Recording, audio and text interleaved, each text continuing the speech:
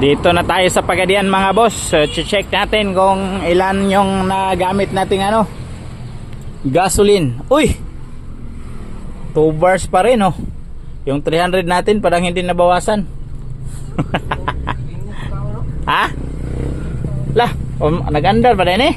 Tumpat yun kay murag panda ini, andar. Hala, parang hindi umandar ah. Iririnig niyo yun?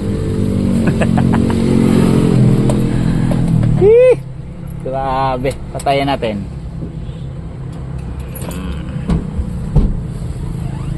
Papaano muna tayo kay boss ng tent kasi para ma-release na to bukas.